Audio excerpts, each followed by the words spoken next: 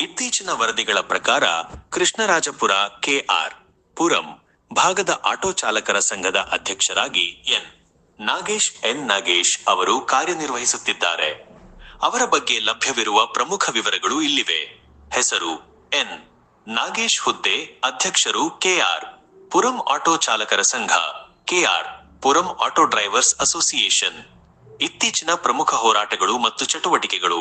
ಕೆಲವು auto union ನಾಯಕರು ಕೇವಲ ಬಾಡಿಗೆ ದರದ ಬಗ್ಗೆ ಗಮನ ಹರಿಸಿದರೆ, ನಾಗೇಶ್ ಅವರು ಕೆಆರ್ ಪುರಂ ಭಾಗದ ನಾಗರಿಕ ಮತ್ತು ಪರಿಸರ ಸಮಸ್ಯೆಗಳ ಬಗ್ಗೆಯೂ ಧ್ವನಿ ಎತ್ತಿದ್ದಾರೆ.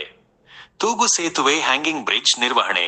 ಕೆಆರ್ ಪುರಂನ ಪ್ರಸಿದ್ಧ ತೂಗು ಸೇತುವೆಯ ಕಂಬಗಳ ನಡುವೆ ಬೆಳೆದಿರುವ ಅರಳಿ ಮರಗಳಿಂದ ಸೇತುವೆಗೆ ಹಾನಿಯಾಗುತ್ತಿದೆ ಎಂದು ಎಚ್ಚರಿಸಿದ್ದರು.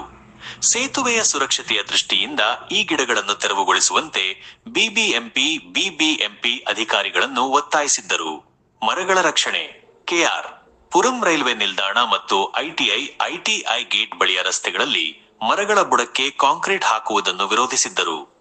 ಮಳೆ ನೀರು ಇಂಗಲು ಮರಗಳ ಸುತ್ತ ಜಾಗ ಬಿಡಬೇಕೆಂದು ಗುತ್ತಿಗೆದಾರರು ಮತ್ತು ಅಧಿಕಾರಿಗಳ ವಿರುದ್ಧ ಧ್ವನಿ ಎತ್ತಿದ್ದರು. ಪಾದಚಾರಿ ಮೇಲ್ಸೇತುವೆ ಸಮಸ್ಯೆ.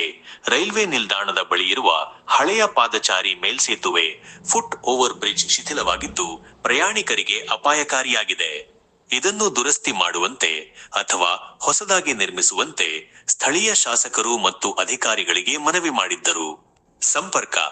ಸಾಮಾನ್ಯವಾಗಿ ಇವರು ಕೆಆರ್ ಪುರಂ ರೈಲ್ವೆ ನಿಲ್ದಾಣದ ಆಟೋ ನಿಲ್ದಾಣ ಅಥವಾ ಟಿನ್ ಫ್ಯಾಕ್ಟರಿ ಬಳಿಯ ಆಟೋ ನಿಲ್ದಾಣದಲ್ಲಿ ಲಭ್ಯವಿರುತ್ತಾರೆ. ಚಾಲಕರ ಸಮಸ್ಯೆಗಳಿಗೆ ಸ್ಪಂದಿಸಲು ಇವರು ಸ್ಥಳೀಯ ಅಧಿಕಾರಿಗಳೊಂದಿಗೆ ನಿರಂತರ ಸಂಪರ್ಕದಲ್ಲಿರುತ್ತಾರೆ.